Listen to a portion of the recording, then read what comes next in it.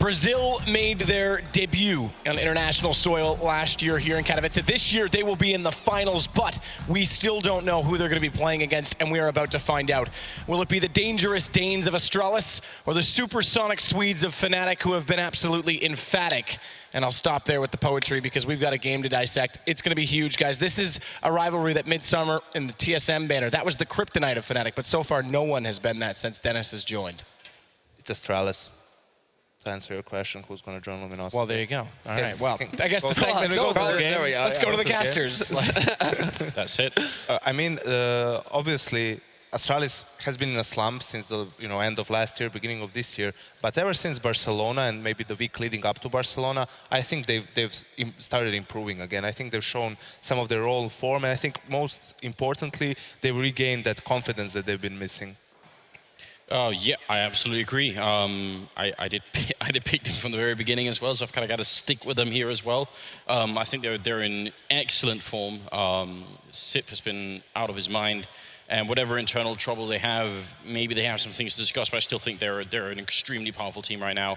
I also worry a little bit about Fnatic having sort of the one game, then a long break here. And yeah, that's huge. And Astralis, they just show up now to play now. It could kind of work both ways, but I think it's going to work more against Fnatic right now. Astralis, remember, didn't get to necessarily sleep in. They were here for the team walk-in in the morning, but they would have had the rest of the day off. They could have left. They went back to the hotel. Yeah. Exactly. They went back to the hotel to rest. Yeah. So. Well, I mean, that's a crystal. We're not going to do the traditional walk-ins this time because the players are ready. They are keen to get going, but we will show videos of each team, and we'll start off with the favorite. It has to be said, despite you guys leading the other way, the world #1 team right now, Fnatic.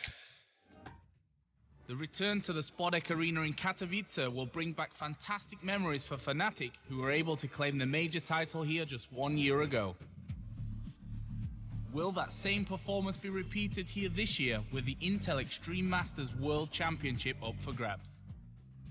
A team with names such as Olaf Meister, Crims and JW will certainly be up there challenging. Fnatic were undoubtedly the team of 2015. Their dominant performance over an entire year, including multiple major victories, cemented their position as the team to beat. A change of roster in November 2015 saw longtime in-game leader Pronax drop out of the team after a disappointing loss to Envy in the early knockout rounds of DreamHack Cluj-Napoca. Pronax was the key to Fnatic's initial success, being brought in as the in-game leader. His replacement Dennis was met with both skepticism and excitement from fans and had some real big shoes to fill.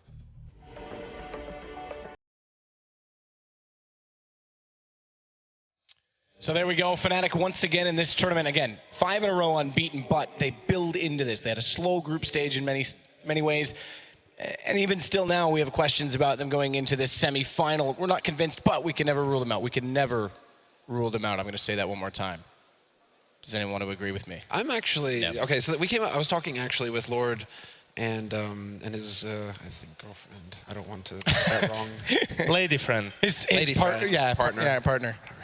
Smooth. But she actually had a really interesting theory, which is that Fnatic actually they showed mercy against VersePro earlier today. Because they could have won 16-3 or 16-2, but instead they just started messing around, making silly mistakes, and I was like, this actually makes a lot of sense. Nice lady friend to have. Dude, she's balling. Wow. I was just like, you are so on the money. Crush. You are so on the money. But this kind of ties into my next point, which is that Fnatic, not only have they had all day to wait, and they haven't really been able to go back to the hotel to rest and to take it easy, they didn't have like a really tough match either to get the blood pumping, to get things going, to work out the kinks and really get fired up for the match. No, they've just been like, okay, well, we beasted, VersePro. It was a quick 2-0. Everything went according to plan. We didn't really feel too stressed or tested. And now we have to go up against Astralis, who look like they're in top shape right now, like the best shape we've seen in months. So this is, I think this is a bit of a stressful situation for Fnatic, where they're just going to have to really, that core friendship that they have is what they're going to have to rely on right now to keep the spirits up and to keep joking around and keep taking it lightly, because otherwise Astralis are going to make short work of them. And you mentioned Astralis, the only team in the groups that went 5-0. They topped Group B very convincingly. And they do come into this in some of the best shape they've ever been in. Joe Miller's a legend. His voice will guide you through their journey as well. The former TSM lineup made headlines in late 2015, leaving their organization and going it alone to form Astralis. Alongside the new lineup, the team brought in a legend of the Danish Counter-Strike scene, Zonic, as their coach to help push the team to new levels. The team left the last major at DreamHack Cluj-Napoca with a 5th to 8th position finish that will have surely left the team hungry for more success in 2016.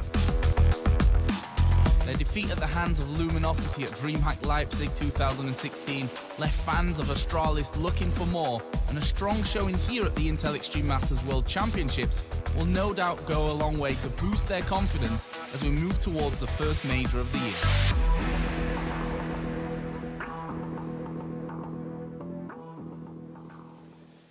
So there we go, Astralis with an incredible group stage. Crossover format means Fnatic now slip into this side of the bracket and go up against them. This was a good rivalry. I can't say it's on the level of LG and Navi. I don't think anything can be right now, but it was a good rivalry for a bit of time. And TSM, when they were formerly known as that, had the upper hand. Things have changed. Going into this game, I got the map pool. We've got Overpass to start, Cash second, which is a bit peculiar to me for Astralis' side, and Inferno as the decider if needed. Now, you were kind of touching on this as well, and we're a bit peculiar about some of these maps. Yeah, I mean, Fnatic is in a tough situation here when it comes to vetoing against Astralis, right? Because they kind of stepped away from Mirage as well. Train is a good map for Astralis. They don't play Overpass either. Cobble here and there. Okay, Astralis bans that, so whatever they veto, something's going to go through for Astralis, and in this case it was Overpass, one of Astralis' best maps historically, right? So I think that they're favorites on that one at least. Yeah, I have to agree. I actually think Astralis' T side on Cash isn't too bad either. What's really confusing is the CT side is horrendous. So, like, I think we could have. I expect that they'll win Overpass. I think we'd have like an interesting start to Cash if it's that T side, and we might be like, oh, they're going to 2-0 Fnatic. But I think that's not going to happen. I think Fnatic will fight it back almost no matter what on that map. So does that mean Inferno? Now I know we're already going to have a long night, but can we all just agree that Inferno would be like a bloodbath between both of these teams? This is an absolute bloodbath. That would be like super sick if we could get to a third. I mean, we're pretty deep in. I might as well keep going at this point here. I feel like, you know, just the thing is, what you said about Astralis on Cash, that is true historically, right? But in their game against Tempo Storm, right, they had a great, I think, 12-3 or 13-2 city half. But then they really struggled to close it out. I think in that 16-13, so Tempo Storm almost managed to claw their way back into it. Yeah, absolutely. Let's just focus continuing on Overpass, because we've seen the changes that Astralis have been trying to make, Device being the primary operator. There was a time when they were shuffling between he and Kerrigan on this map. We now know it is Device pretty much 100% of the time. It's been a lot, I think, actually more consistent for them. And how does Fnatic... Now, we saw a pretty impressive Fnatic earlier, but again, not challenged. How does Fnatic approach this? Aggressive, passive? Is it just going to be straight up brawling like they normally do? I mean, it's always the same story with Fnatic. I don't think they're going to change their game style at all, even though they play Astralis. You know, I think that a huge problem for them is going to be exactly this, the fatigue, right? Because they were here since the early morning, since the opening ceremony, played the game, and then stuck around, you know, waiting for the last game of the day. I know some of their players are also feeling under the weather a bit, you know, and that's really important for Fnatic because of their playstyle. They're not a team that can, you know, if they're players are not on point individually, they have these crazy strats they can fall back on. They have a couple of strategies here and there, right? But it's not their forte, so to speak, right? I think that it's going to be an extremely close game, and I feel that it's going to be Astralis taking it in the end. Do you feel say something? Which boat are you on here? You know, I'm actually kind of. I might get on the Astralis hype train here. Just remember where you live, Sam. Yeah, I know. And remember where he lives, Swede, right? Sure. You know, the Dane. But sometimes you got to look out for. I don't have a choice. I kind of have to be on the Astralis team. I know Moses, Tiny Moses, is on the Fnatic train, and you know, I brought the long tie so I can spank him later on when I charge him, right? That's what it is, man. Yeah, you haven't been shamed yet on Twitter for that. He looks much better today, I have to say. I like that tie. Semler tied it. Ah, that makes sense. See, that's why Moses has That's my ties as well. I just tie everybody's tie. You know that, right? Like, I know. And Henry's got the double Windsor. Moses tied his own single Windsor. Sorry. 10 points docked from Gryffindor for a poor man gets a suit like that. He better know how to tie a tie. That's all I'm going to say. I know, right? I know. That was a baller suit. It is. It looks good. I'll give him that. I will 100% give him that. It is actually. I'm a bit jealous of that, actually. He's a sexy beast. Hate to admit it. This is where we've dissolved to at this point in the night. it's Just gone wrecking off the Moses rails. when he's not here to You know, defend somebody's got to himself. stand up for him, right? You know, so I mean, I think for this- once, I think- I'll back my American I think side, this my NA is side. no, guys. And you know come a on, good suit when guys, you see stop. it, so that's This is too harsh. I mean, the guy's a mess all by himself. And I mean, you also have us wrecking. I mean, Subtle what even is savagery. this? I like it. I Don't like worry, it. C-Man, don't There as chill. well. Are we going to see any of those boosts potentially from Na'Vi suddenly get implemented? Let's not forget Fnatic coined the boosting on this map. Is there any chance of change? So- That's what I'm wondering. Well, here's the thing. So you know, you look at the stuff, and it looks so incredibly cool, right? Turns out actually it has been out for a while on YouTube. Trilux, if you guys know who he is, has been doing it. I talk to him every once in a while about similar things. So basically, it's actually been out for a while. The problem is, you need time to do it. You can't just like improvise a triple boost like that because, again, the risks are so heavy. And if you don't know what you're doing, you're going to end up spending, a good 15, 20 seconds doing it, and that's not, viable. You need to have it planned. Just like with run boosting. Run boosting looks amazing, but you can't just be like, hey, let's just do a run boost now. You got to have time to practice it. So unless they've done it already, I don't think they can just look at that last map and be like, all right, let's put it in there. But doesn't mean they can't come up with something else. Again, like Overpass is one of the most sort of underdeveloped map when it comes to strats and small tricks and weird things like that. Yeah, it's definitely, I hate to be cliche, but a new meta map. And that is a very different design. Low walls, open world, high skyboxes. Mainly that you can It's got actually a lot. reach both of the sites with different nades, right? You see, now you're starting to see some adaptation come out where B site defenders will throw flashes. If there's a push up onto A site, they'll chuck a flash over the wall to try and slow the terrorists down. And now we're also starting to see terrorists start to get those smoke, well, CTs and Ts, get those smokes down onto the lower site to try and sow confusion. I mean, it's very, the map is wide open still.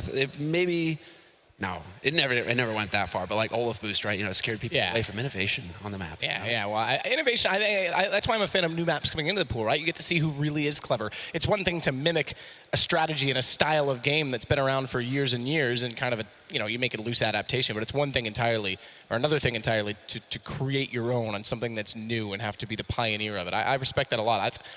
Look, I'm an advocate for a larger map pool for that reason alone. Maybe not. No, God, no. Throw them off the side here. Listen, it's a low railing. Just Maybe not in one season, listen, but see, like a yearly. Let's stop, we can swap it out. No, I'm going to stick with it. No. What we could do here is, which map would you replace for Nuke? I don't know if Nuke's the one that I would put in, to be honest. Not yet. It needs work. Over the rail. You know what? I might actually. I'm going to say it right now. It might be Inferno. Just tidy it up a little bit and bring it back. Or Cobblestone. Cobblestone, please. Maybe Cobblestone. Well, someone's already found like the sort of the remake files of Inferno, so it's true. Apparently, chances are there's something going on there. Yanko, which map would you give the axe? Inferno. Inferno. That used to be my favorite thing. Or Cobble. I mean, the thing is, Cobble, in a sense, it's too T-sided in a way, right? But why did I want to cut you off, right? Because you need to put yourself into players' perspective. No, I get that. They already have a 7-map pool. Oh, that's why I said I would leave it as 7, but maybe alternate it for each major rotation or something along those lines. I think there's still some adaptation. So what you're talking about is a seasonal map pool. Yes. And I'm a big fan of that. I think that's a really good idea to say, I mean, you obviously have to discuss how long is a season. You can't just have like a 3-month season and then players have to do new maps again for some reason. But it'd be kind of cool to have like maybe a core, but then every once in a while some of them get switched out. And, so let's just, like I wonder right now. Yeah. Different surfaces. Well, I wonder right now. It seems to be hard enough for teams to deal with 7 maps as it stands.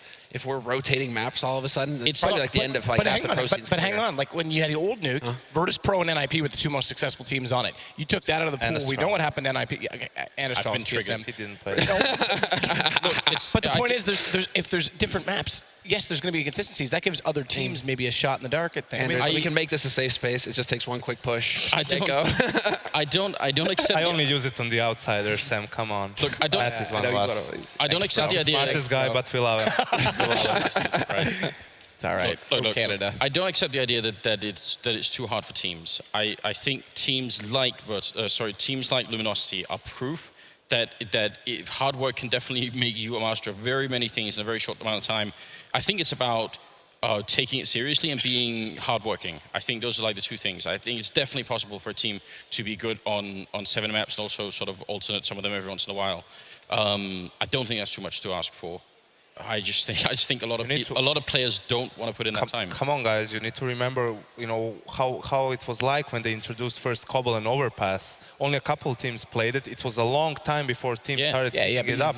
Right now, it's a year and a half, maybe even a bit more since those maps are introduced. It's not just introduce them so that you learn to play them as a team, right? It's also individual players learning their spots, learning the timings, and so on. And it's a big process. So you have that with the 7, even if you keep the 7 maps, but rotate 2 maps, let's say, every couple of months, it's the same challenge for the players. I think every couple of months would be mad. I accept the idea that a season could be a year, essentially, but then, you know, you sort of... All right, that's... like I'm saying, I think it's up to discussion how long a season is. I think a couple of months would be mad. I don't think it would make the game interesting either, because you'd never get, like, the specialist players, you'd never get, like, the deep play, but... No. It's simple, guys. It's simple. Valve taught us the way. They showed us. The Cobbleizer? Just showed us the light. And that's to randomize every time. Yeah, Cobbleizer. You actually don't get any bans anymore. We'll just take it a step further, right? You know, say, guys, you got cold feet. You didn't go the distance. We found the solution. Out of 7, you just get a random map, and there you go. I do want to go back to what you said, though, Yanko, because you said that it took about a year for them to play it. I think it was because it was like pulling teeth. To what Anders said, if teams took the initiative sooner, they could learn it if they weren't, you know, I don't want to say the word lazy, but to proof, case in point, I know you would. I didn't. I'll let you be the one to throw yourself under the bus. But if you look at Flipside and Mouse Sports early on Cobble, the first iteration of Cobble, they were picking up upset victories against Tier 1s now, admittedly SK best of ones, SK as well, against Tier 1 teams because they were playing it, because they took the initiative. I know, but that's always, you know, that's what the underdogs will go for. I remember, I know Barry, I think if Barry played in SK, then he would always go for it. His kind of a tactic is go for the maps that teams don't play, you know, figure them out. If you remember SK, when they were with him, they were good on Overpass, Cobble, Train, right? Because if they meet a team that, because most of teams like playing standard maps, because it's easier, as you said, it's hard mastering those maps, so they get an advantage that way. But, you know, it's not every team has a Fallen. If you're gonna pick up a new map, or you just either you need to have one guy who knows a lot about it and can, you know, transfer it to his teammates side, teach them as well how the map is supposed to be played, or you need to have 4 or 5 individuals who are either, you know, very skilled players so they can adapt to it really quickly, or just, you know, guys who will put in a lot of work and be on the same page and say, okay, guys, there's a new map out, let's all play it as much as we can, try to figure it out, it will give us an edge. I mean, it is true, not everybody has a Fallen, and obviously that's a huge engine in, I mean, it seems in the whole Brazilian scene, right? So that helps a lot, but I think what these guys do have is they have coaches and sports psychologists, and they have huge funding from really, really big organizations that say, you guys are going to be professional now, we'll put everything behind you to do it.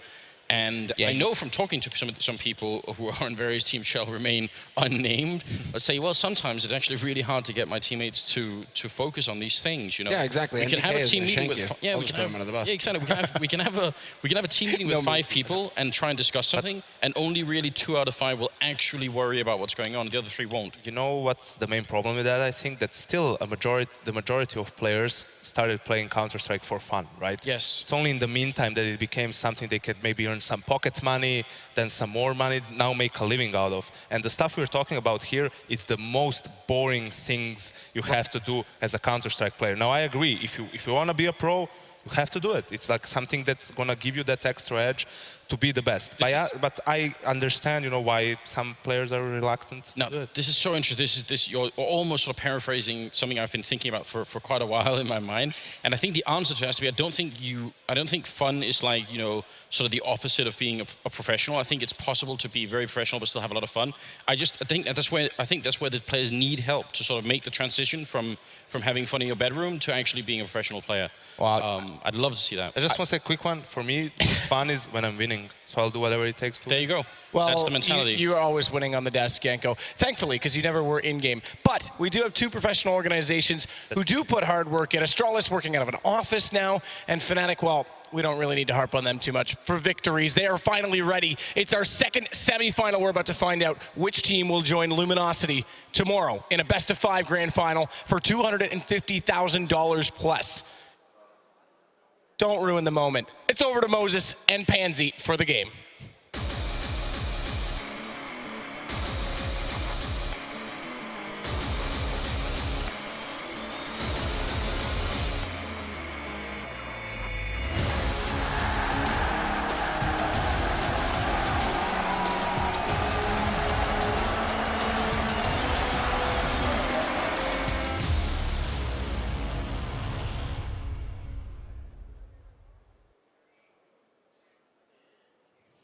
It has just gone midnight here, and we have a game about to get underway, and my God, it's going to be a good one. Of course, I'm joined by Moses. How are you feeling about this, buddy? Every fairy tale always begins with the clock striking midnight. Yeah, things go down after dark. Who knows how this is going to go? There's a lot of phrases we could go to here, but it is Fnatic up against Astralis. This is a matchup that could have been a final in most people's eyes. These two have met so many times before, have an illustrious history back and forth. Recently, far more into the favor of Fnatic than Astralis, but everything's been in the favor of Fnatic recently. So it's going to be up to Astralis to put a stop to it, meet up with those Brazilians in the finals, see what can come from that. And these were the, I mean, Astralis and LG were the two teams that looked the best in the group stage, storming through. But, you know, it always comes back to the fact that it is Fnatic.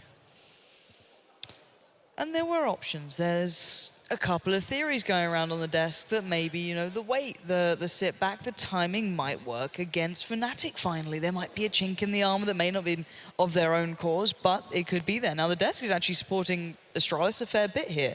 We've seen the map pool, we've seen these players, you've seen the group stages. Where are you standing on this? You know, I mean, I was so impressed with how Astralis looked in the group stage. I thought that was an incredible level that they hit that we hadn't seen out of them in some time. That's the way you want this team to play, despite some of the struggles they've had dating back towards, you know, Cluj, the previous major. You know, that level they hit was so impressive, but I still can't bring myself to go against Fnatic. These guys are just like whenever, and they've even said it in interviews, you know, they always play better when it's a clutch situation. I think their players have the best chemistry together. I think that chemistry that they have elevates them all as individuals to levels that, you know, we haven't seen other players really hit consistently. Yeah, so I'm just going to side with Fnatic on this one. Although I do think it'll go to 3 maps. I think it's going to be a little bit of a battle. Is this going to be a late night, or at least an early morning, I guess we're going to now? Yeah, it's going to be an early morning. And I would love to see that Inferno. That Inferno would be so much fun. It'd be beautiful to watch. The perfect final map to decide who'd make it to those grand finals here. The Intel Extreme Masters, of course, everything is on the line between these two. They've had to wait so long, but it's now their time to play. First map coming up will be Overpass. Let's kind of break this one down a touch. It was obviously hit on the desk a fair bit here. It's been kind of talked, not necessarily to death, but certainly to a big degree. This has been a good map for Astralis recently. They've been showing some good power here with Device, you know, finding some real freedom with the AWP and some great shots throughout it. But will Fnatic have any of that? Yeah, I mean, they're going to have to battle back from it. Device is certainly going to get his. The big thing... Sorry, hold on. It's late for all of us here in It's all getting weird now, isn't it? Yeah.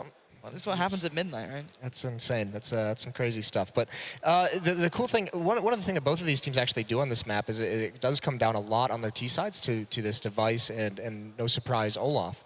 But at times they send both of these players, they're kind of like the lone players on this map, whether usually out towards long A, while their teammates are causing a ruckus somewhere else in the map and they're distracting and taking fights. It's one of those players who just takes, you know, the big risk. The star players, just single, lone person, push up towards long, try and figure out when the rotation comes in and try and find a one-on-one battle in that A bomb site.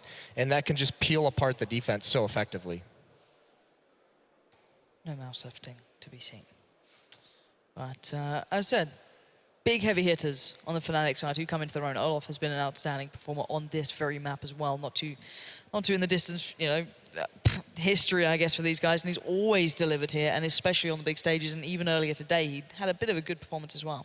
These teams actually on this map played one of like the most epic single map games I've seen in CSGO, and that was the first ESL Pro League finals, when it was to get out of group stage, when both of them had been upset in the early stages. I think it was actually LG that beat Astralis, then TSM. And then it was CLG that upset Fnatic. So these two played for the decider of who was going to get knocked out of the event on this map, and it was a 16-14 win for Fnatic. It was an incredible game. So coming back onto this map, they obviously have a little bit of history with it. And both of them play, I mean, they play some pretty similar styles when you think about it. Both like to control bathrooms at the A bomb site. Over in B, you know, they play a little bit more passively at times, playing in water behind the bomb site and making sure they control that. Once the execution does come in, just keeping that kind of control of the bomb site for when the retakes do come in. So it's going to be just very, very interesting to see what kind of, you know, how these teams decide to try and break into these sites. It always comes down on this map to that stairs control and those bathrooms control, because that's what allows you to rotate between the bomb sites as terrorists, and it's so crucially important. And it's slightly worrying when you're seeing players get up and move. This is going to go later, guys. You've got to be here for the long haul. If you're a CS fan, you are all about staying up for this one. It's all about the dedication here, guys. Hashtag passion. Screw the StarCraft, guys. We got it right now. We're going past midnight. Sorry, guys. I saw Paul on Twitter being really supportive. That's very kind of him. But it doesn't matter. These two teams are going to be battling out pretty soon. They do have some recent history here as well, playing it out on, I think it was during Fight Night. It was just, you know, quite a, I guess, quote-unquote fun tournament in a way. But another close matchup. Fnatic did pip them to the post 16-13. So, again, not exactly strangers to this, especially in the recent days. But we are going to get a little update as to what's going on. The players seem to be warming up still, just taking their time on this. But we can start talking about Cash as well. Quite a curious pickup into this one. Maybe not what everyone expected, but certainly what people are looking forward to. Yeah, we just saw both of these teams in Barcelona, and I mean, even among every team that was there was no Cash played at that event. So it's pretty cool to see it being brought out here, because it was a popular map for some time, even among European teams. But we did actually see Astralis play it during their group stage. They played it against Tempo Storm, and this is where kind of Anders mentioned on the desk that he was a little bit suspect of their CT side, where they had like a big terrace half lead, and Astralis, I mean, there was a little bit of a comeback by Tempo Storm into it, but they still ended up winning it out. It's admittedly probably not their strongest map. They probably don't feel super confident on it, super comfortable, but either way, it's going to be played here tonight. So that might, I mean, this might be the situation where we get that Inferno. It seems like that's the gateway, isn't it? That's the possibility. They met again during the Fight Night. It's not a serious tournament to that sort of degree, but Astralis only managed 2 rounds, so maybe a terrifying one to come up against. But then again, Astralis didn't look like the Astralis that we'd seen recently during those group stages. Their group stage performance was outstanding. I hadn't seen Astralis turn up like that for a long time, so that's what everyone's kind of getting excited about, going, well, if they're able to do this, look pretty flawless, then maybe this is finally when they can start picking up these victories against Fnatic. Maybe they can start challenging, and maybe we get that 3rd map in the end. Yeah, I mean, they did look so incredible. And that, like they said, the only team to go undefeated, it was them and Luminosity, looked both the strongest, just came in and just took their groups by storm. So hopefully they keep that up here. That is always the big gamble, is it better to be that team who has a game earlier in the day and gets a smaller rest, or is it better to be the team that gets to rest all day and come in maybe perhaps a little bit cold? You know, it probably comes down to the teams. It probably, I mean, there's players that prefer it probably each way.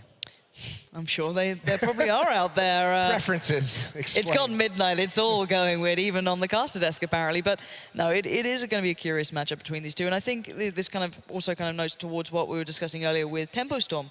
How do they perform under pressure? These players hadn't been tested towards a stadium this size or a crowd this size.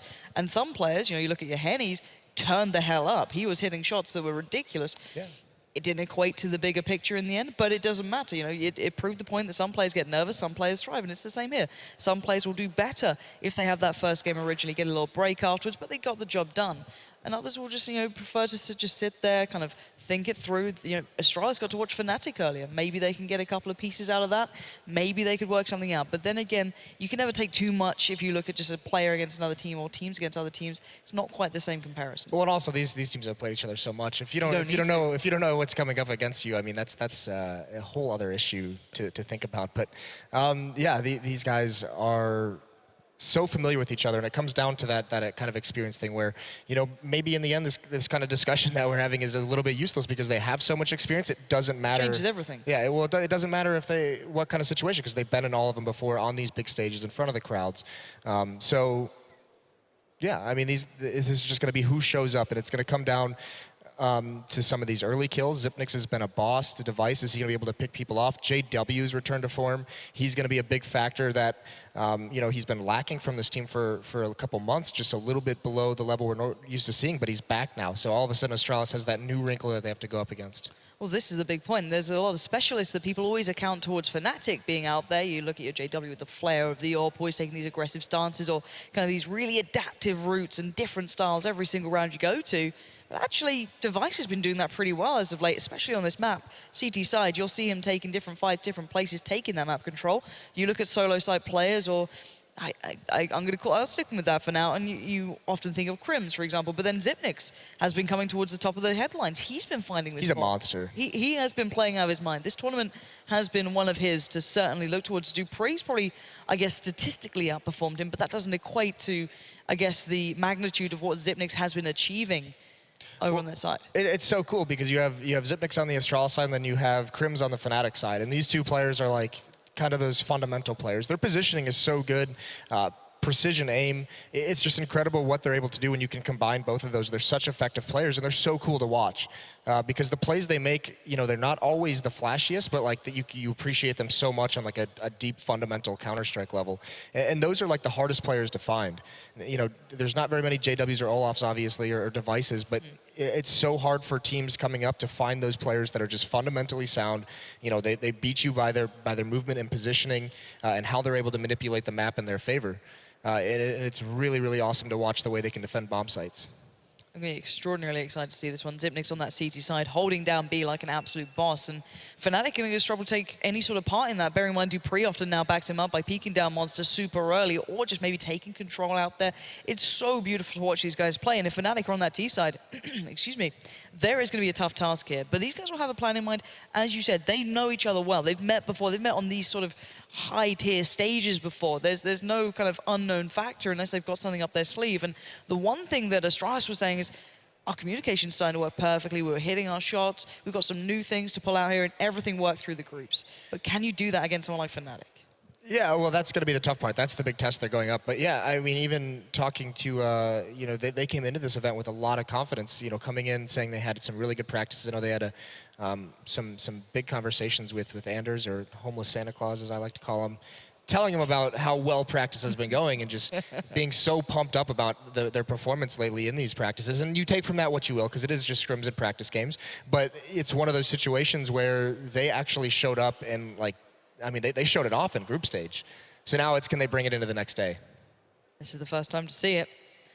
Big stage, waiting. But then Astralis aren't exactly the strangers to being halted at these sort of, let's say, linchpin moments.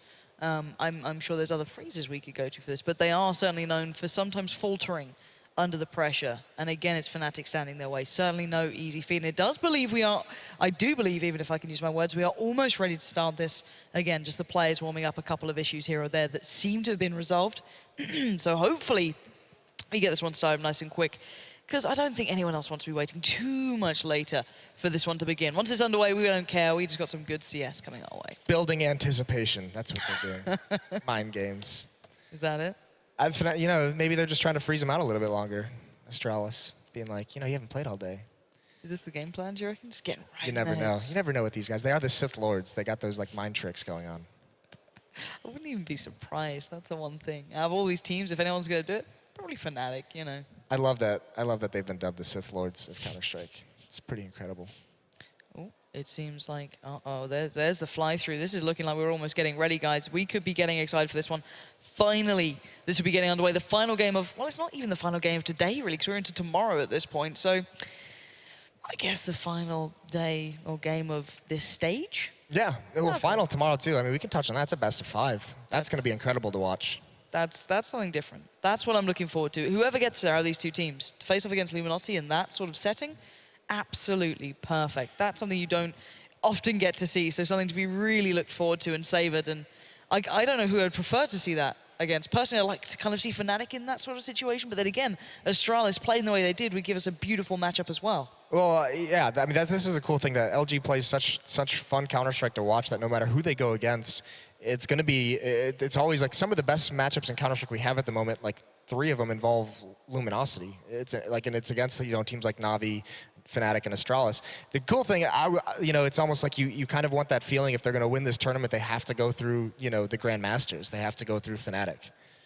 You want them to, like, that team who's won the past 5 events in Counter-Strike, you want them to have to overcome that obstacle.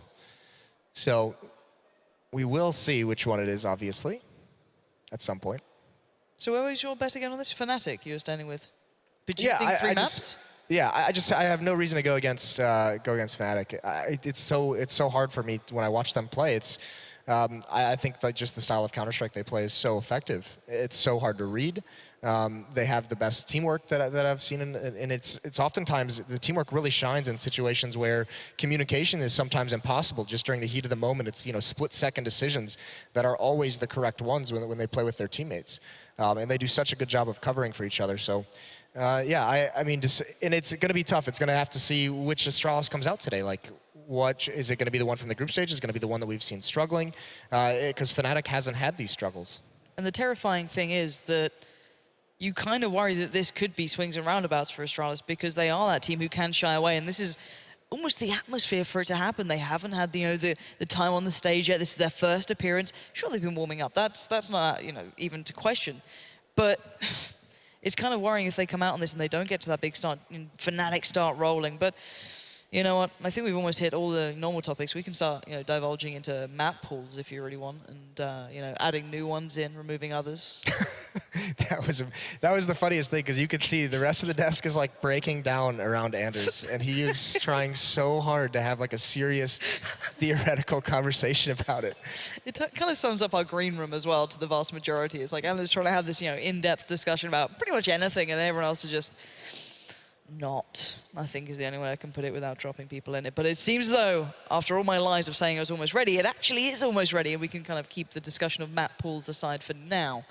But you never know, we might decide to go back to that later, as it does seem as though the teams are ready to get the knife underway, finally, after quite the anticipation, the teasing on the server. It is about to go down. So, Moses, closing thoughts coming into this one. I'm going to push you for what sort of game we're going to see from Astralis. Do you believe that they can turn up here and come out of this game hot? Oh, absolutely. They definitely can.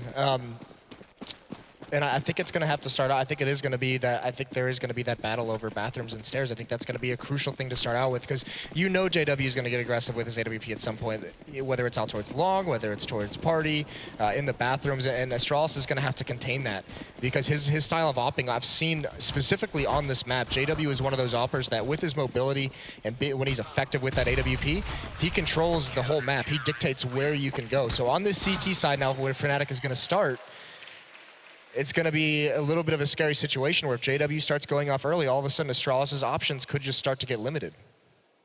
A chance to get a step closer towards what's on the screen right now. The trophy awaits the winner of this and another off to the back of it, of course. A tough route to take, but it's a route of champions, and if you don't go the longest way through, the toughest way through, I guess you haven't proven you're worth it. So we are seconds away from this, and it has been Fnatic sticking out on the CT side, as you noted. So Astralis is going to have to come into this one hot. A lot of teams, I guess, originally theoretically said going into the T side on your first game isn't always a bad thing. You have to start making those mental choices, have to start leading the game, and you do get warmed up, quote-unquote, quicker. But that was an NIP theory quite many moons ago, which maybe isn't so great. Many moons ago, yeah. We've seen how that's worked out for him in recent times.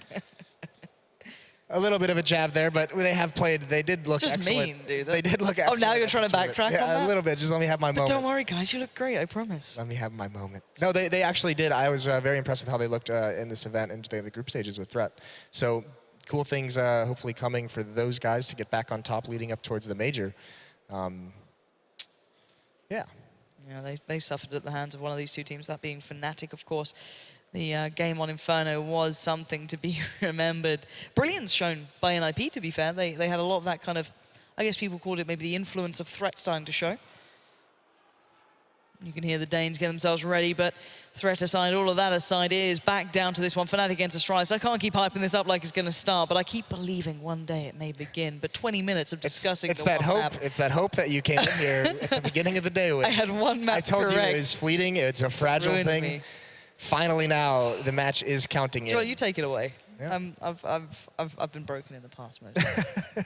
And we are live. The restarts come out in the freeze time here, and we're going to see what exactly Astralis is going to go with onto this T side. So Kerrigan's going to pick up a smoke. Armor so far on the rest of them. Device is going to have that raid boss by the Tech 9 and Armor. So could be the point man, could be someone who just kind of busts in second or third to kind of clean things up in kind of a tank fashion. And all 5 members of Astralis, actually Zipnix is going to go down in towards the sewers. He's going to meet Olaf Meisters, but Flush is going to push up and get a lot of information here.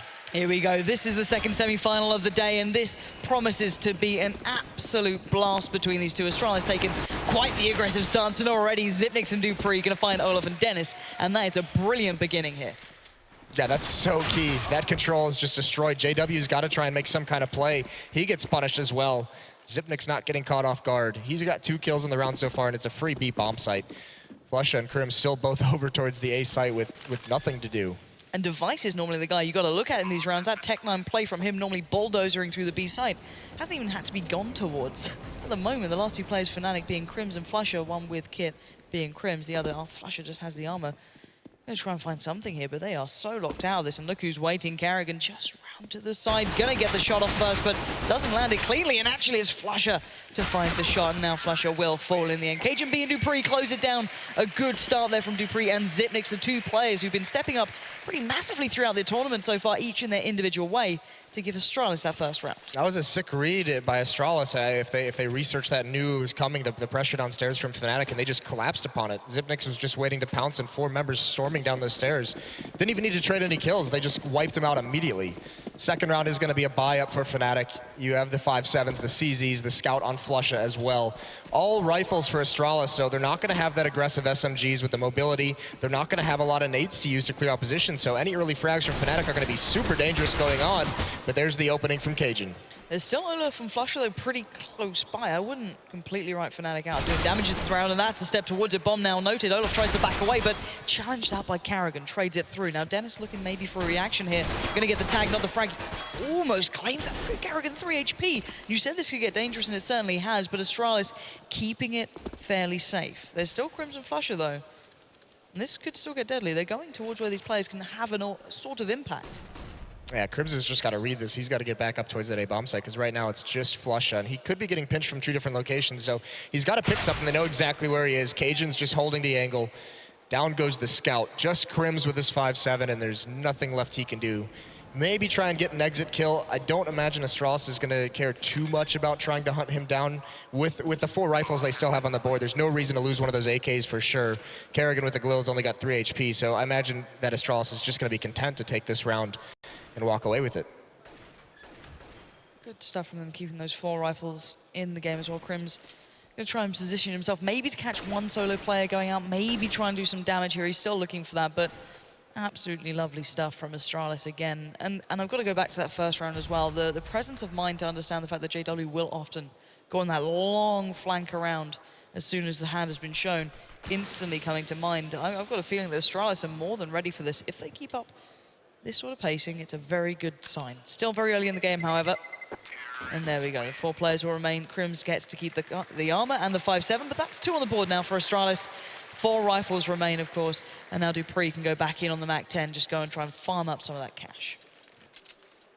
Yeah, not a bad pickup, knowing he's going up against no armor in this round, just on Crims, who also doesn't have head armor, so that MAC-10 can be extremely dangerous to him. And that just means Dupree should be the one leading the way. No reason to risk any of those rifles. Device gets a convenient little run boost to start things off. Boost of speed, and he's actually, I mean, with the AK, he's just going to go straight through Monster, and he's not slowing down. He doesn't have any teammates with him. He's going to take this fight. He's going to win the first one against Olaf. And this pretty much gives him the B bomb site. There's Dupree, long range of the MAC-10, drops Flusha. And I love this, no fear play, just going in, not messing around. We've got the rifles, we don't need to be too cautious. Okay, sure, with a little bit of making sure we land these shots, no worries, and that's exactly what they're doing. Device sprays down, he gets Crims through the wall as well. Now JW and Dennis trying to take a little fight here, and Device needs to be a little cautious. You don't want to drop these rifles, bearing in mind there is a lot on the board. Nice position from Cajun B, will catch JW, trying to make the dash out. And Dennis, quite far away. Yeah, what's up, man? He's just chilling.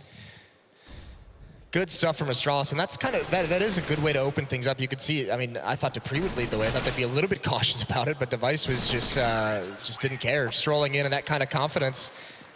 You like to see it early on. It is against just an anti-eco, so knowing that he wasn't too fearful of any kind of rifle, obviously. But now we're going to see him drop the AK over. He's going to pick up the AWP. 5 rifles on the board for Fnatic. No AWP in JW's hands.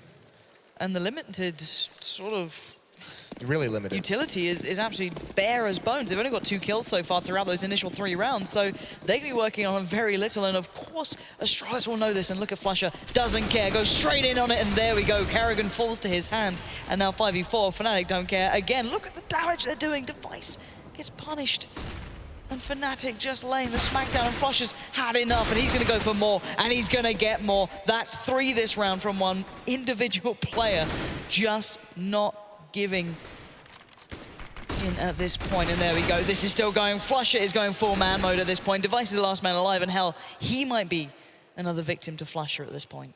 Yeah, this is a brilliant round from Fnatic, and this comes down to setting the tone. One really cool detail about that is while Flusha's pushed up and being aggressive, you want to talk about being able to just slide into any role needed at the moment.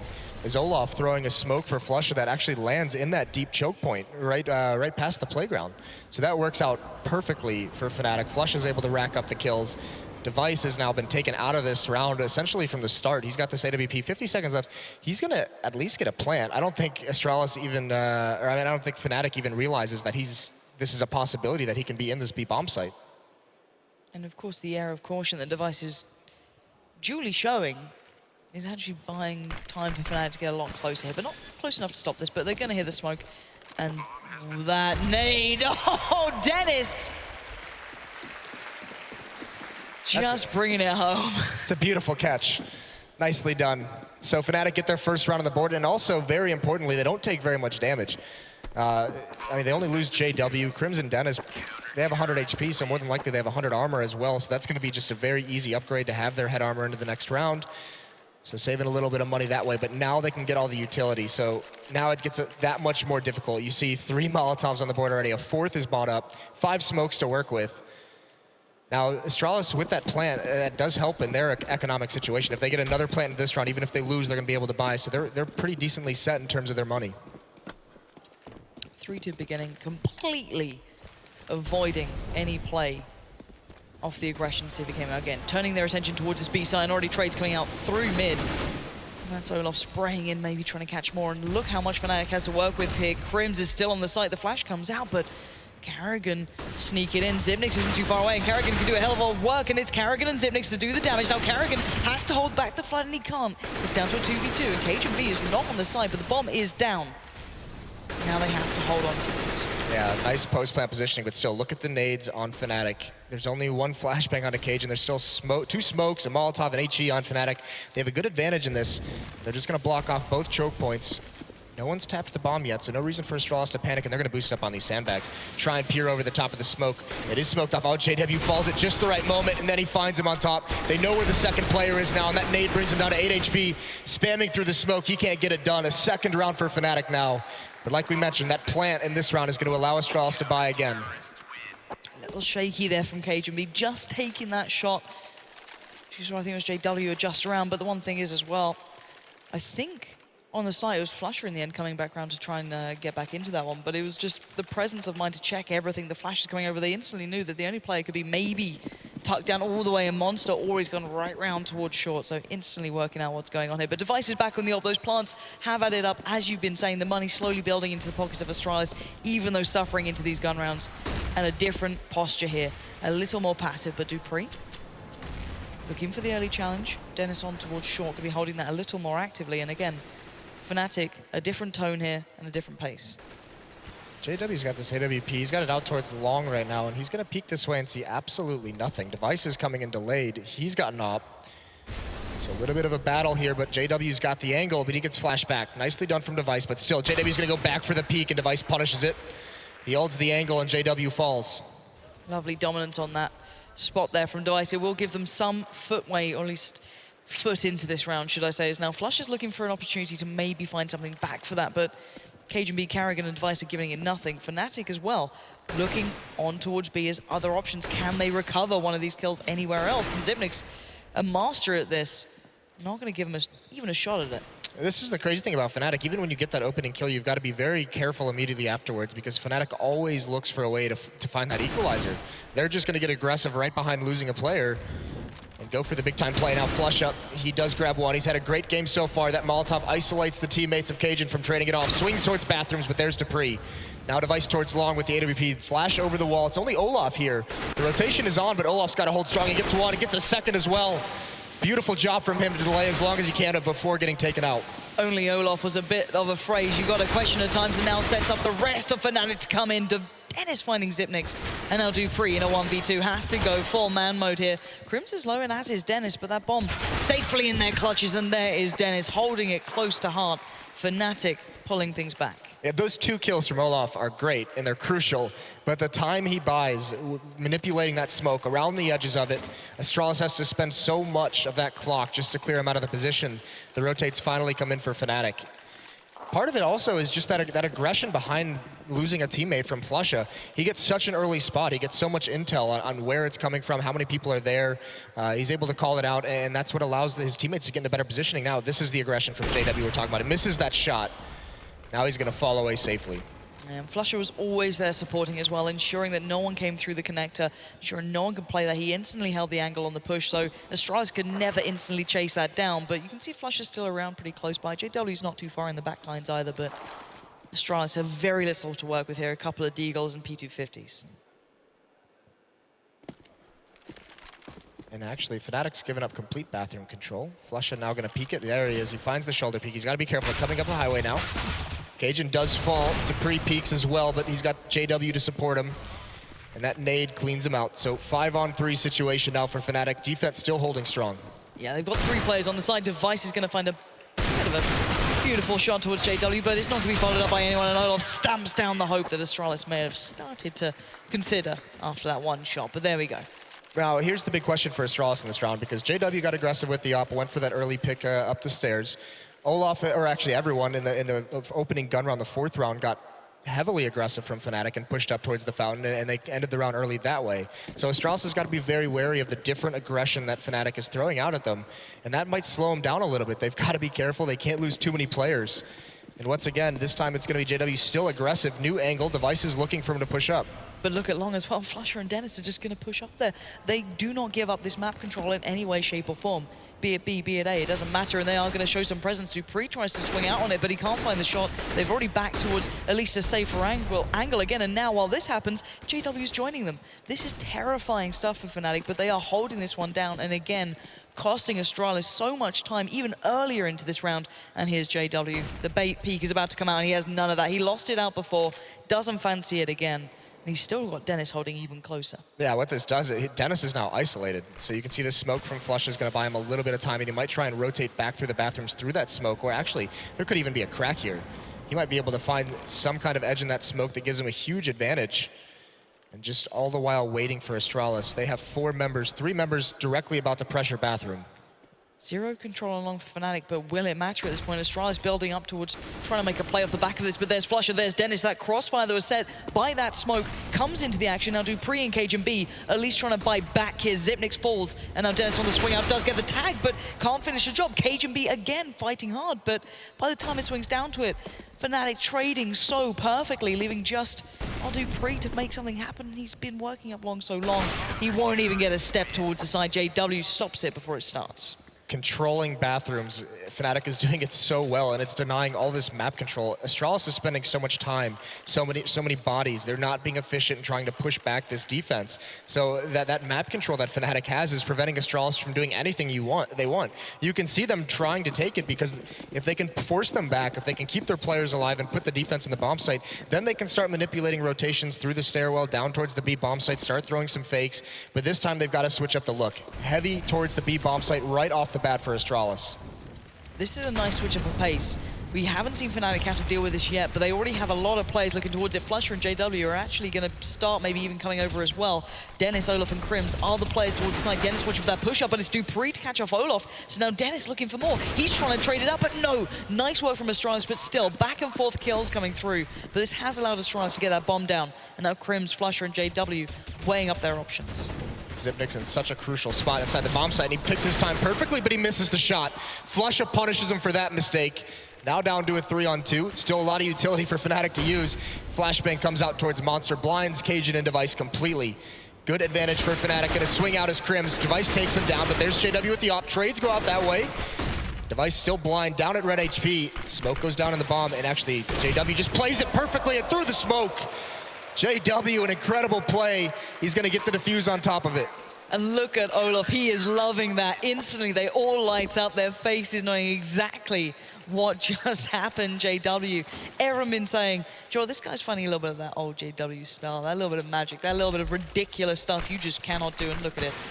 Waits it out, bam, unbelievable. That's 3 kills that round, remembering.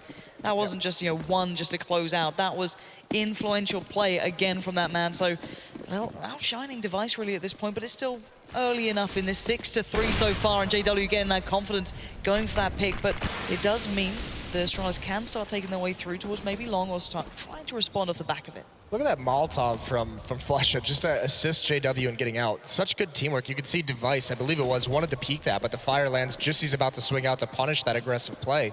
So beautifully done from Fnatic. Go for the gamble, and when it doesn't pay off, they have the proper play to get him out of trouble. But this is the instant kind of intuition that's shown by Fnatic. It's not even communication-based half the time. It's just understanding how to help someone. But here we go. This is a nice challenge, nice and close. Flusher and JW up on long. JW's going to back. And they wait patiently, allowing Dennis and Olaf to start showing presence. But KGB knows what's up. But will he expect Olaf to still be here? He's behind 2 players. Device comes back around to check. This Device is going to get the drop on it, but no, they back away. And suddenly, that bomb's on the rotate. It could come down to just Crims to hold this for now. Yeah, the question is, when does Fnatic read this? When does someone rotate back? Olaf is going to get aggressive. Peeks up towards the top of the sewer stairs, and actually Dupree's the only one out towards long. So it is going to be all on Crims. He's the lone man. He gets the first one. He's got 2 coming up catwalk, though. Is he prepared for this? Low HP comes out first, almost gets a third. Cajun gets dinked, and there's Olaf. Bides his time and pounces. Now it's all down into a 3-on-2. Kerrigan is going to plant the bomb, but the AWP through the box just ends that dream so savagely. What smoke, Moses? What box? What wall? Yeah. What anything? It doesn't matter.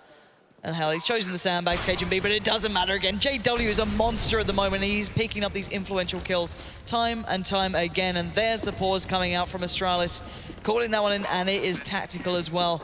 And why not go for it? They need to stop the rot. Fnatic have been flawless in these gun rounds. Yeah, they haven't dropped one yet. Despite, Astralis has had a pretty decent job of getting plants. They've gotten 4 plants. All 4 have obviously been defused. But Astralis has had no answer to this kind of play from Fnatic. And one thing that's so impressive from this Fnatic defense is how good they are at trading kills when the hit does come in from Astralis. Even when they have to rotate, all these kills are being traded out very quickly. When they get in these retake situations, it's been, at least even man. They haven't been in some kind of a 2-on-3 or 3-on-4 situations. It's always been 3-on-3s, 2-on-2s. Credit to the players more than anything at this point on the Fnatic boys. They are absolutely outshining what even I expected, considering, as you said, Astralis aren't doing badly. Kill-wise, it's actually pretty close between the two. It's not even coming down to that. It is just these clutch situations that occasionally Fnatic, or say occasionally, more often than not, Fnatic will be closing out on, especially once they've got to these gun rounds. But still, Astralis, they've got to have had something in mind how to deal with this. You see this aggression pretty consistently from Fnatic, if I'm honest, but not to this sort of perfection. This is quite a beautiful level of CS coming out from Fnatic right now, with that sort of variety that they're bringing to the sort of forefront here. If you're Astralis, I don't know how much they can bring. I don't know how much they've thought, okay, well, when we're being pressured this much, what's our next play? How do we then bring ourselves back into this? Do we need to be super passive? Do we need to expect it? Do we need to take even more time getting to these sites? How do we then predict and control what Fnatic are bringing here? Well, this is the tough part now, because with some of these buys that Astralis has had, the limited money, even with some of these plants, you can see the utility on Fnatic far outshines Astralis's. So when these aggressive plays from Fnatic come out, they have so many nades, they have so many flashbangs, Molotov, smokes to use to fall back, and all the while Astralis has to spend theirs to try and get those kills. And when they're not getting kills on top of their utility, they just don't have anything left once the late round situations come in. Look at this play from Fnatic. 4 players pushing up from A, all getting in their faces. Now Olaf's found Kerrigan, but that's not where the vast majority of where Astralis was. They were looking towards B. Now the bomb pretty far back here. Zivnix is going to be trailing that one through. But Dupree and Device are on the B side. Fnatic working their way back around. This JW on the flank. And this is going to be another tense round. There is some utility left with Astralis. They can still build something towards keeping that bomb plant safe. But there you go. Dennis gets a little bit of a spot there. Now it's retake time for Fnatic. Yeah, great advantage though for Astralis. They have solid positioning here. It's going to be JW biding his time on the flank. The other 3 members of Fnatic are going to have to be effective when they initially try and retake to give JW the window to pounce and flank here. Still a little bit passive. There come the flashbangs. Flusha and Dennis are going to be the first ones to challenge. Olaf gets one. And actually 2 more just stream out for Fnatic. Here's where JW comes out. Zipnix is trapped all alone. Nade comes out. He does get that kill, but such a tough situation for him to be in. The defuse is already on. Zipnix isn't going to be able to do it. So again, another retake for Fnatic as they rotate back. Olaf Meister hitting some monstrous shots as well, doing that, just bounding back in and cracking open that well-set defense as well from Astralis. They had good positions. You'd Zipnix watching the cross up towards the site, and everyone was in the right place, but if you're not going to hit the shots, Fnatic is just going to rip it out of your hands and say thank you so much for that. That was really nice for you to try and get around, but we'll just keep going. We're on 8-3, but maybe you can pick up something in the pistol. Who knows? So at the moment, Fnatic looking flawless. And again, this adaptation, this constant pressure from them, whether it's early round retakes. Let's find out if Dennis this time was jumping at the bit. And the instant response here, Olaf's now joined over with Dennis and Crims towards the B site, maybe responding to what we saw from Astralis last round, and a lovely play here. dupreeh could spot something out. Oh, the jump spots it though, and he actually goes for that fight. Nade comes out, a little bit of damage done, but the stack is broken up. That boost is pushed away. Actually, just a nice little underhand toss from Device over the wall, not gonna do anything. Still spamming into the wall. Olaf's gotta be careful, he's playing with fire here. But still, this is mostly stabilized. Cajun's an underpass, but there's no map control towards the A side of the map.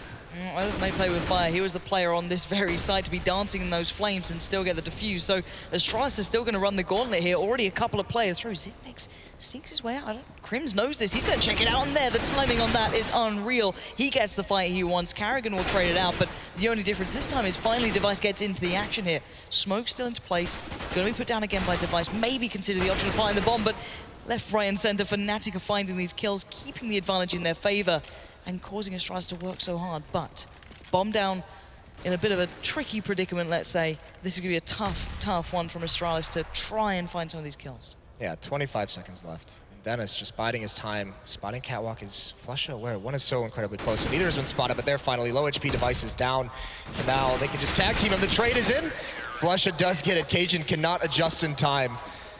So still, Fnatic poured on thick. And actually, one small issue in that execute for Astralis is that they left the bomb so far back.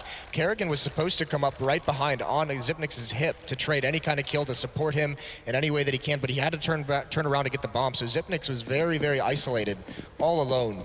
That's what allowed Crims to get aggressive like that and clean him out. Fnatic had another mark to the board. 9-3, JW back at it, gonna go for that initial shot. And look at instantly Astralis trying to overwhelm this, but we've seen so far that generally doesn't go too well, especially when Flusha is there to support. Olaf as well comes into it, but only Flusha's nade can be the one to make the difference. Trades out pretty quickly. These are faster kills coming in, but the faster response from Fnatic hasn't been working so perfectly. Finally a deficit. Fnatic have to fall back. Finally have to play a little bit more passive, a little bit more cautious, and see what Astralis can now bring. Very quick pressure from Astralis this time. 1 minute 20 was still on the board. So, dupreeh, Device, Karrigan, Crims or JW, where'd you go? This is a round with this kind of an advantage that Astralis has. They cannot afford to lose this. JW is going to be the one at the B bomb site. They're just going to split things up. No, Crims is actually not all the way towards A. He's just waiting and watching towards short. So see if there's going to be any kind of information gathered here. The question is he going to rotate back? Because Astralis is slowly pushing towards the A bomb site. At what point, when Fnatic feels no pressure at B, does Crims make his move to go back towards the other bomb site? And it seems like instead he's actually committing fully more towards B, and now he hears the footsteps. So now it's up. They know exactly what's coming, but so far out of position, and JW is incredibly low. So it's looking beyond possible here, even for your Fnatics. Crims Well, is still looking, though. The money on the Fnatic side is so bad, actually, despite the fact that they've won 9 rounds in a row. Losing this, if they don't have any rifles to drop over to save into the next round, they're going to have a full save go out. So Crims here, he's going to get 1 kill. Is he going to fall away, or are they going to try and hunt him? Crims is looking for this, and Jesus, he almost took down Device then, but not going to equate it to anything beyond that. Now JW's the one left in this sort of spot. He has to pretty much stay alive here. As you said, the money is not well supported on the Fnatic side. They've been losing a lot of players in the last 2 or 3 rounds. They've been down to 1 member, 2 members. They've been closing the rounds out, of course, but it has been close. And finally, Astralis get a gun round on the board. The aggression, the follow-up after the initial trades finally goes in their favor, and they get the bathroom control and push through to the site, get the plant, and there you have it. Finally, it makes it sound easy, I guess, if you just say it like that, but finally they managed to do it. Well, as well, getting the first kill of the trades could go in their favor, and also once they get those first couple kills, they're immediately prepared for the aggression from Fnatic. It's maybe a little bit over-aggressive from Fnatic, as, I mean, they come storming up the door, and actually JW, you know, he's gonna have a lot of pressure put on him. Nades ring out to push him back. He still sticks around to eat a little bit of damage. 1 blind, he misses the shot. Gonna grab a new angle, he misses that as well, but he doesn't get away safely. It's Flusha who's now under pressure.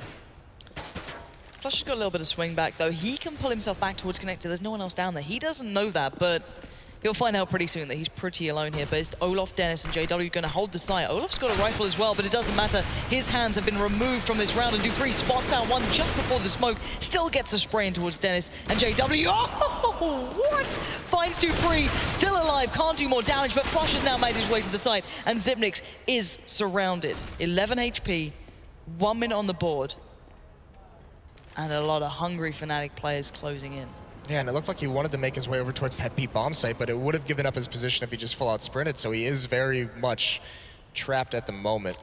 And you can see Fnatic, they're just waiting for him to come back up any of these stairs. Nade comes out, that's not going to do any damage, that's from Flush, and Xyp9x does make his way over towards that B bomb site. So once again, at least going to get a plant, but it's going to take something incredibly heroic here for him to pull this one out. One flash and a hope and a dream, maybe. Don't get me wrong, Xyp9x has been a big factor for Astralis, but Crims and Flush are now coming back in together. Playing one-to-one, Flusher with a jumping CZ, of course it would be. Gets the kill in the end. They're going to look for the rifle, see what he had there, and there you go. Defuse is going to come in. Maybe. I think Flush is going back for an AWP. So, yeah, just buying a little bit of time. There it is, Flusher does pick up the op. So 10-4 now, and for Astralis, it's another plant. They're going to have a pretty okay buy. A couple members, Cajun and Xyp9x are sitting right around 4,000. Those should be comfortable on AK-47s, but the rest of them, Tech 9s. Although we have seen the damage they can do, and if Astralis could get up towards 5, I mean, that would be massive for actually how one-sided this half has been towards Fnatic. If they can somehow squeak that 5th round out, that would be massive for them into the next half. It's just the fact that they haven't picked, well, they picked a one pure gun round. Yep. They've had close rounds, and you saw it reflected in the economy once they were able, getting that close to Fnatic, getting those real kills in, but beyond that, they've been struggling so bad here. But here we go. Once again into the breach. Olaf instantly spots out the players trying to work their way through water, and now Crims trying to respond accordingly. Get a packaging away from the site this time. Look for another opportunity. Wait for maybe to see what Astralis are bringing here. Olaf's been spotting these guys out every single time. Lines up the shot. Can't quite get it, but Crims waiting so patiently. They have no idea he's here.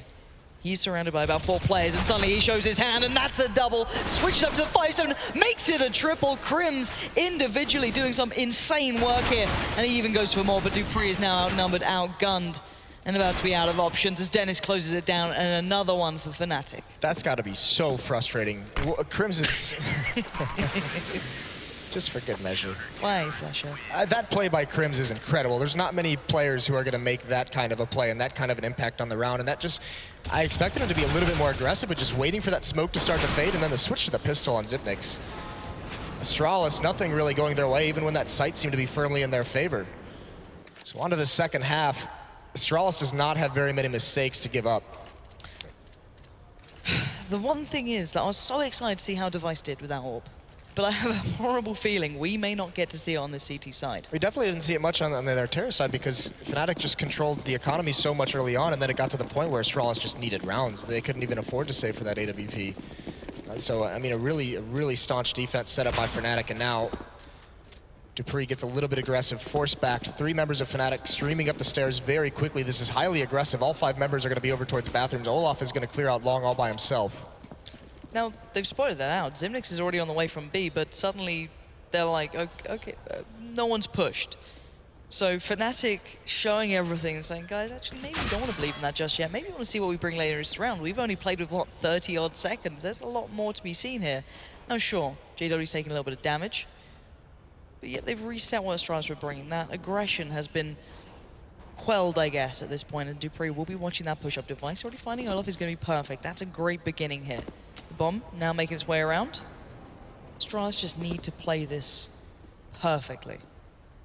Yeah, they have a man advantage, and actually JW even on 12 HP, so a big advantage in this pistol round for Astralis. Fnatic still haven't made their move. They do have control of bathrooms. They forced this defense passive so early on in the round.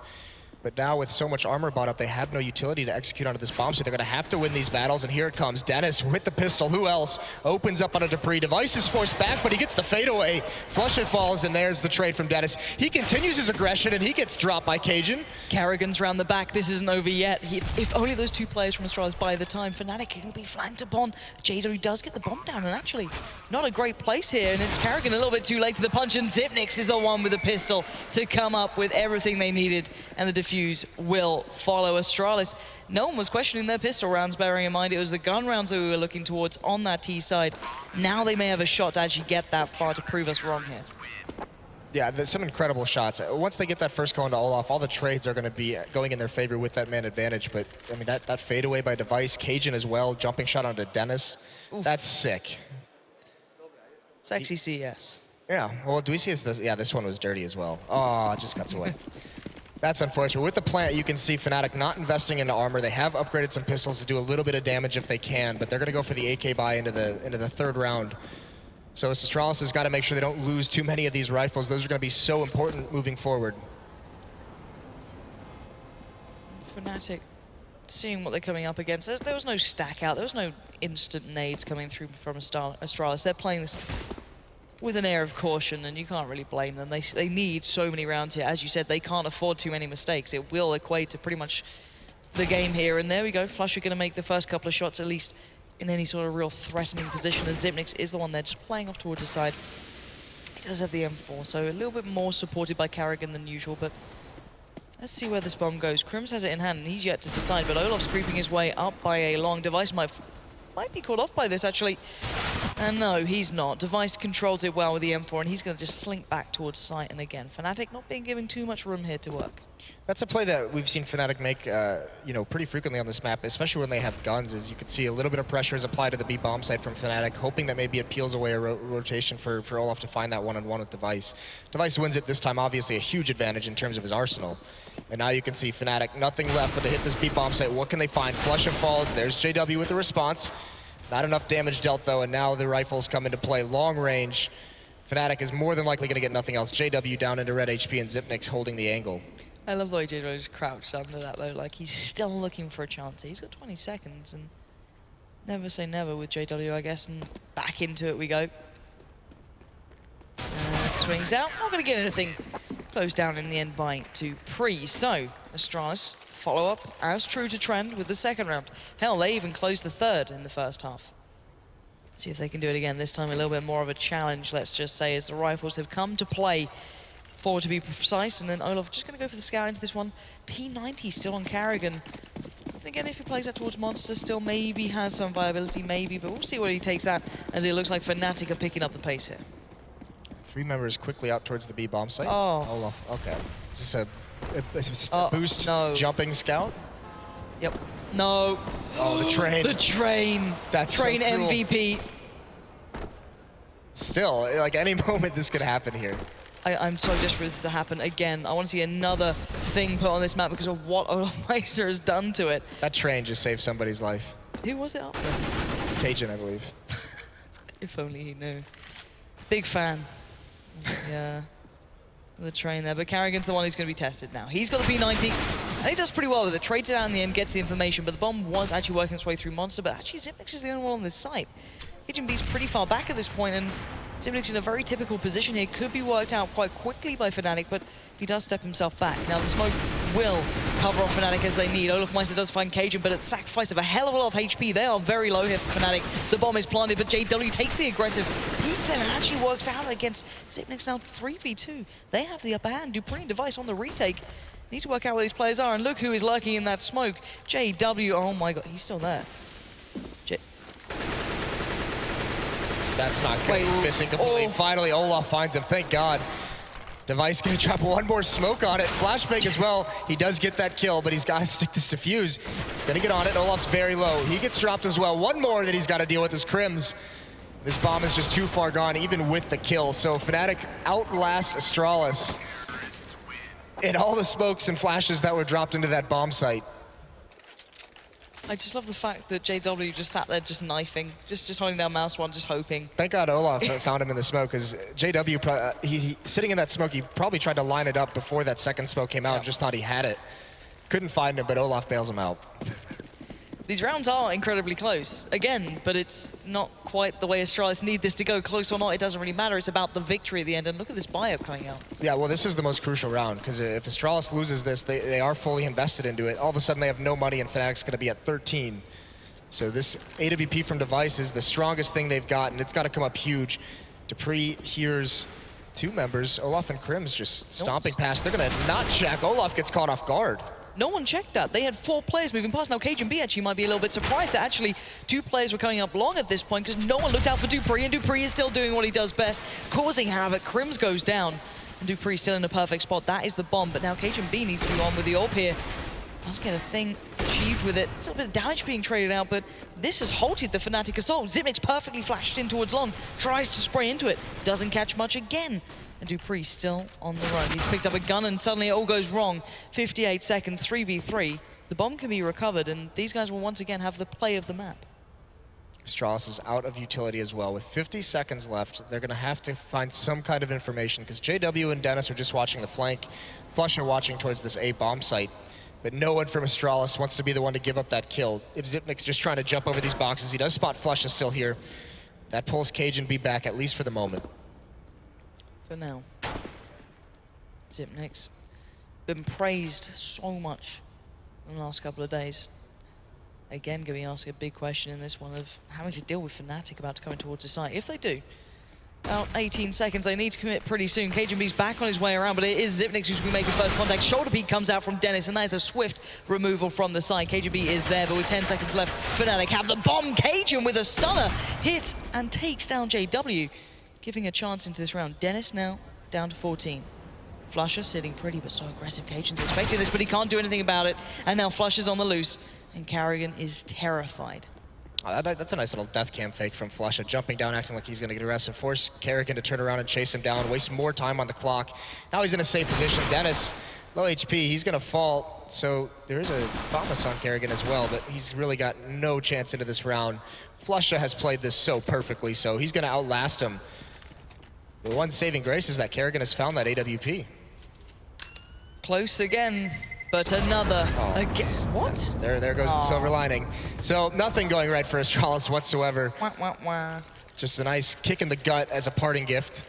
13-6 now, and it's going to have to be a save for Astralis. They've got nothing they can bring into this round, and even the next one is going to be a little bit sketchy. This is a devastating performance from Fnatic as well.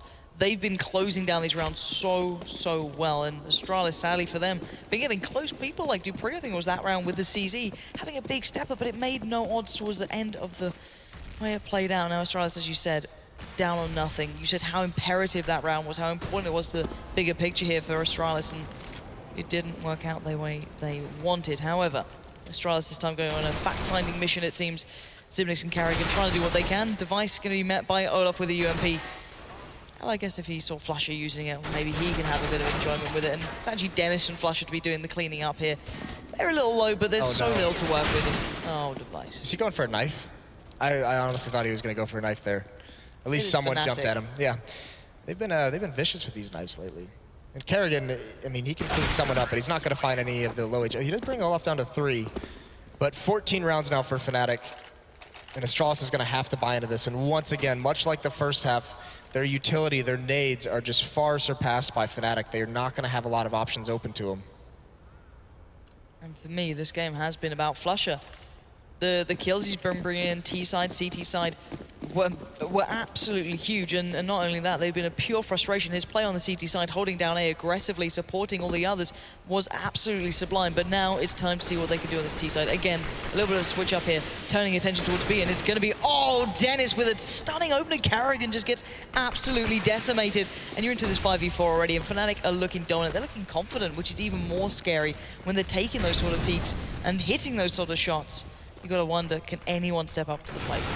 Well, there's Xyp9x. He finds one from water. Now he's got a new position. There is a little bit of smoke blocking off Fnatic, so they postured so aggressively after that opening kill.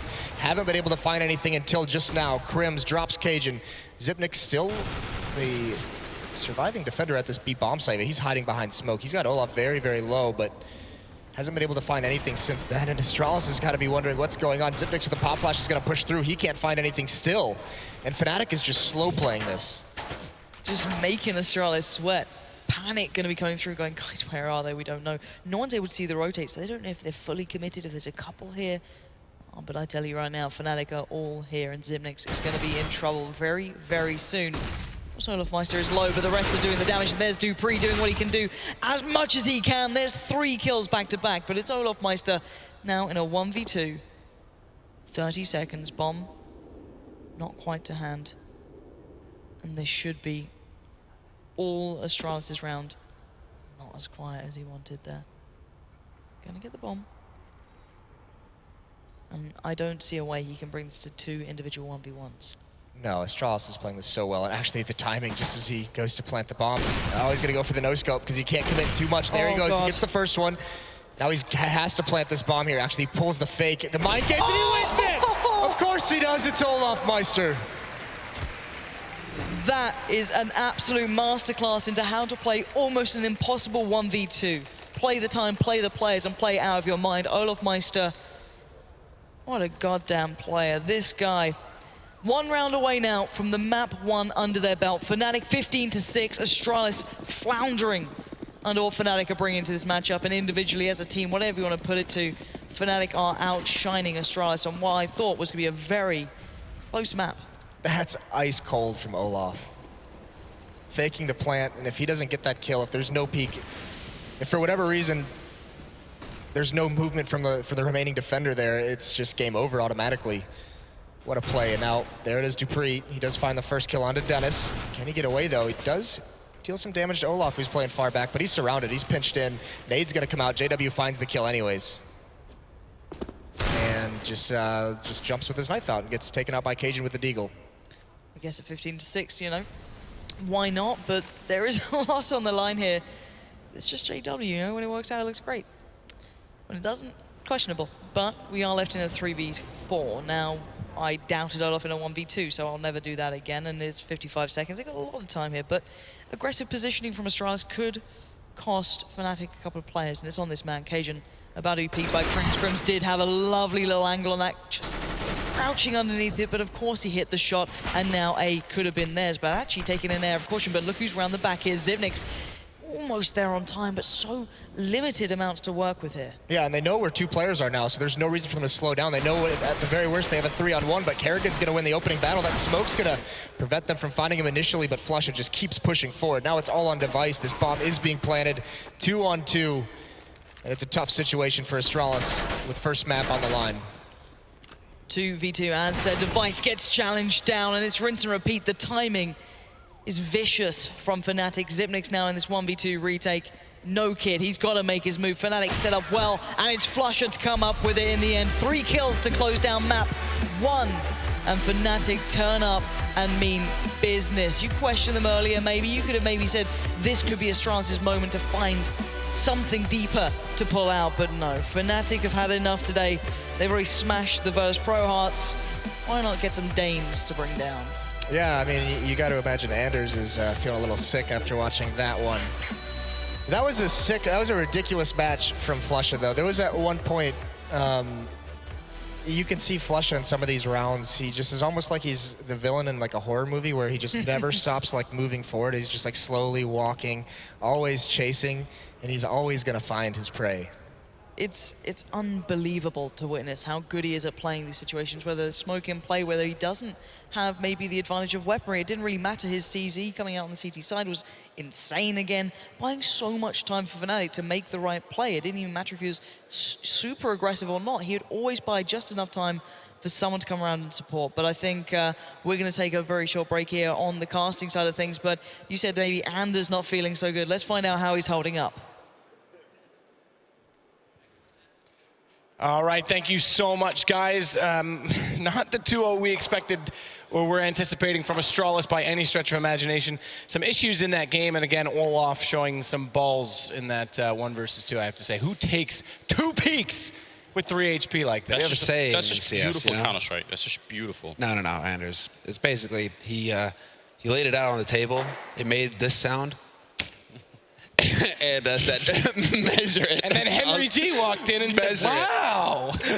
Jesus Yeah, Christ. buddy. That's what happened with Olaf there. Because, you know, and Joe, it was funny because Joe had the exact same reaction. It was just like, why would he do that? And Astralis are probably thinking the exact same thing, Joe. Why would he do that? And surf down the wall to stay quiet. Like, everything was so well thought out. Oh, he was super sick, man. Why does Astralis not double peek that, though, right? One guy left.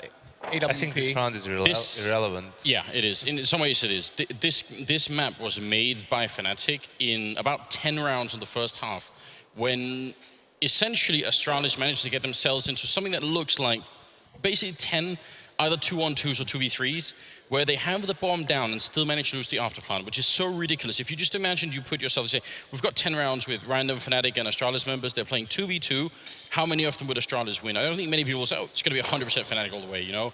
It's absolutely, especially if the bomb is down, but so it's partly due to Astralis just not understanding how to play the afterplant on that B bomb side especially. It also comes down to Fnatic having an incredible understanding of how to take these bomb sides. They play them so slowly that actually you can almost tell that Astralis get a little bit confused and concerned about the fact that nothing is happening. They're thinking they're not doing anything. So they push up to peak, then they get shot because they peak, and then Fnatic managed to defuse the bomb with like 2 seconds left. Oh. So their intuition for these retakes is insane. Or they just turn around because they think that, okay, if they're waiting this long, maybe they're waiting for someone to flank us. Yeah. They get confused. But yeah, out of the 11 rounds Fnatic won in the first half, 7 of those were by defuse. So you had at least 7 after plant situations. And even after that, I think at least 2 other rounds were, you know, 2v2s, 3v3s, where the bomb wasn't planted, but it ended up going Fnatic's way. And that's, you know, you were talking about it as well in the green room, saying that Astralis, every time they do the hard job, they do the hard part, they get to the bomb side, they get to the plant, they get into a favorable position, right, on paper, but they manage to throw it away every time. Now, what you're saying is you're implying that that's the easy part, right? You know, that you get the bomb plan, then no. Getting the entries, getting the bomb down, yeah. No, it doesn't work that way. Not against Fnatic. Fnatic, actually, like the whole game, installing the it's game all hard. is hard mode, and then you kind of like have to progress from The there. easy part is Alt F4ing midway through. That's just the Actually, I mean, I think that Fnatic make people want to do that. I think it's also pretty obvious, like, which team will, after losing a pistol round and being down 3-0 as CT on Overpass, push up mid with rifles in the first gun round with no fear? Only Fnatic, and Flusha goes and gets a quad kill, you know, in the first gun round, and of course goes on to have an amazing game. They're so good, it's almost unreal. And now that we're glorifying Fnatic anyway, should I point out as well, because we saw Khan down in the audience, and I just checked with him on Twitter as well, because you were saying this, Sedekist. I confirmed it. He landed yesterday at about 11, flying in from China, 16-hour flight to be here with the team. What kind of ridiculous dedication is that? Like, it isn't a coincidence. I mean, the backup that this team has is also kind of ridiculous. So, I mean, that's some real dedication. They were the LoL team and the Heroes team and the Raven sure. team. But I mean, he's here now for the CS team playing at 1 in the morning. Fnatic was Karn is on Counter-Strike. That's pretty impressive. That's pretty impressive. Yeah, that is super impressive. I mean, we talk about organizations and support and how much it can go. Speaking of support, hopefully there's some moral support for Astralis still left, because they do now go into the third map, or rather, excuse me, the second map, Cache. I didn't really. Yeah, this is where this is the issue here, and this is going through Astralis' minds, and this is probably what was going through Astralis' minds about halfway through this match versus Fnatic, where they started to figure out this is slipping out of our hands, guys, and we kind of need to win this map because our Cache is not something that we can count on beating Fnatic with. So you know, there's a bit of a problem here if we drop this first map. And you know that this is going through Astralis' minds, where they're just thinking to themselves, we've lost control of the situation, and oh God, it's happening again.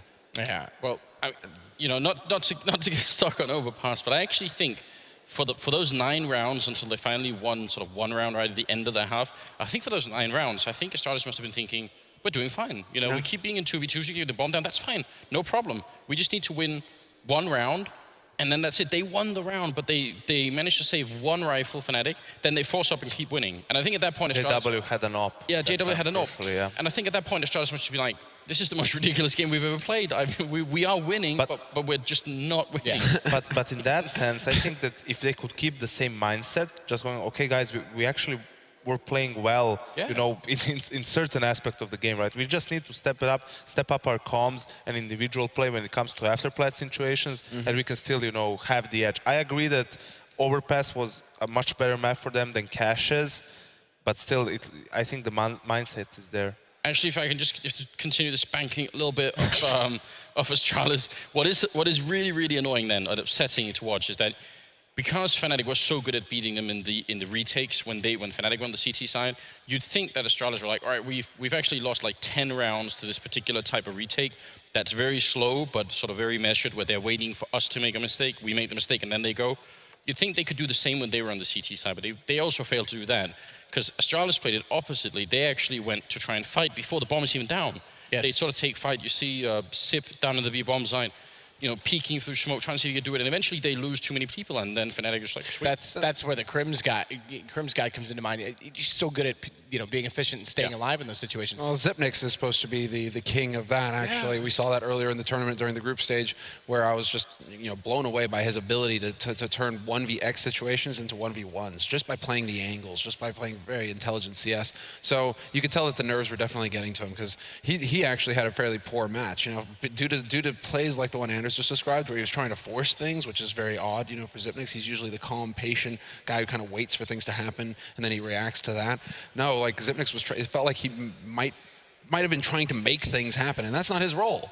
Should be Dupree, should be Cajun, should be these guys who step in, and then Zipnix is the guy who's supposed to come in and actually clean things up and make everything nice and neat again, and and then Cajun can just go and eat bacon, get drunk, and wreck it all again. I don't know how it works. Eat bacon and get drunk sounds good this time of night. I'm not gonna lie. Danish. I am Canadian. I love beer and I love bacon and many bacon other things. shots, you know that?